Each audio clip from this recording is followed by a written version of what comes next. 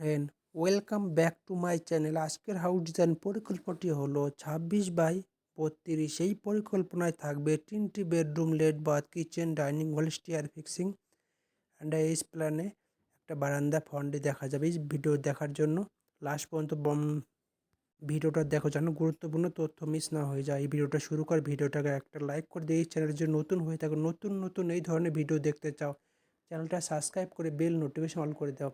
তোমার আশেপাশে বন্ধু বান্ধব, আত্মীয় স্বজন, যে সমস্ত মানুষ বাড়িঘর পরিকল্পনা চিন্তা ভাবনা করছে, এই সমস্ত মানুষ এই ভিডিওটা বেশি বেশি করে শেয়ার করতে পারো। সর্বপ্রথম আমরা দেখবো এই ফন্ডে একটা বারান্দা সেট আপ করেছি, আর সাথে সাথে দেখবো একটা জানালা সেট আপ করেছি। এই এখানে একটা দরজা সেট আপ করেছি। দরজাটা ডোরের ওপেনিং 3 ফিট বাই 6.5 ফিট করে রেখেছি। আপনি যদি 6.5 জায়গায় 7 ফিট রাখতে চান রাখতে পারেন।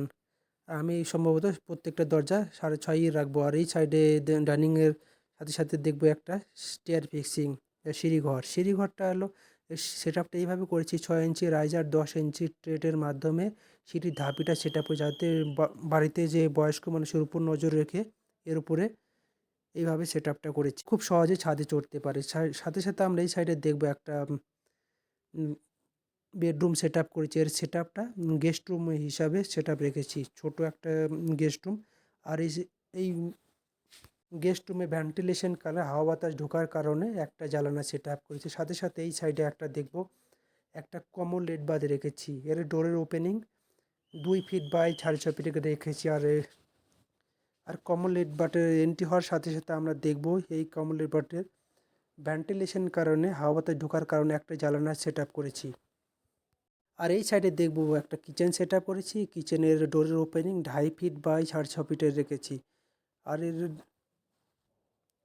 এন্ট্রি হওয়ার সাথে সাথে দেবো কিচেনে যে কিচেনের স্ল্যাব 2 ফিট 8 ইঞ্চি করে সেট আপ রেখেছি। আর হাওয়া বাতাস ঢোকার কারণে একটা জ্বালানা সেট আপ করেছি।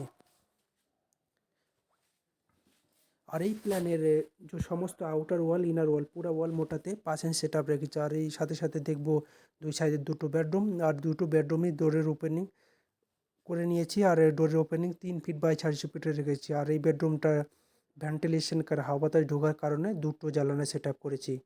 আপনি যদি চান দুটোর বদলে একটা যদি রাখতে চান রাখতে পারেন। আর সাথে সাথে এই সাইডে আর একটা বেডরুম দেখতে পাবো। এই বেডরুমটার সেম দেখতে পাবো। এখানে হাওয়া বাতাস ঢোকার কারণে দুটো জ্বালানা সেট আপ করেছি। আর এই প্ল্যানে দেখা যাবে টোটাল 12টা কলম, লম্বাতে থাকবে 10 ফিট, মোটাতে আছে 9 ইঞ্চি করে সেট আপ করেছি। আর এই ভিডিওটা দেখার পরে যদি ভালো লেগে থাকে ভিডিওটাকে লাইক করে দাও, কমেন্ট করে কেমন লেগেছে করে বলতে পারো। আর এই ভিডিওটা আপনি কোথা থেকে দেখেছেন সেটা কমেন্ট করে বলতে পারেন। আর এই কনস্ট্রাকশন প্ল্যানে যদি কনস্ট্রাকশন করতে চান 7 থেকে 8 লাখ টাকা খরচা হতে পারে। আর এই প্ল্যানে যে মেজারমেন্টটা দেখা যাবে, এই মেজারমেন্ট আমরা দেখব 26 ফিট এই সাইডে, আর অন্য সাইডে আমরা দেখব 32 ফিট। আর যে বেডরুমে আছে 12 ফিট 2 ইঞ্চি, আর অন্য সাইডে দেখা যাবে 11 ফিট। দ্বিতীয় বেডরুম আছে এই সাইডে 11 ফিট 9 ইঞ্চি, অন্য সাইডে আছে 11 ফিট